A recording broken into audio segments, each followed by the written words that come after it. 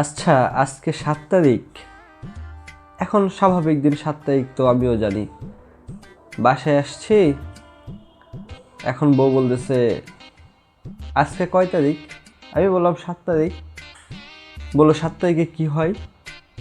আমি বললাম কি হবে 7 তারিখ, যেমন তারিখ তেমনই হয়। বলতেছে না আজকে একটা দিবস আছে। তো ভাবলাম আজকে ফের কিসের দিবস, মনে করতে পারলাম না। আজকে তো কোনো দিবস নেই। 14 তারিখ জানি একটা দিবস আছে, 21 তারিখে শহীদ দিবস। আর তো কোনো দিবস মনে পড়তেছে না। তারপর বললো হ্যাঁ এখন তো মনে পড়বে না, এখন তো বিয়ে হয়ে গেছে না, এখন তো আর এসব মনে পড়বে না। তারপরে ফের মনে করাই দিল যে আজকে হচ্ছে রোজ ডে। আজকে নাকি রোজ ডে, আর আমি এর জন্য গোলাপ ফুল কেন নিয়ে আসি নাই।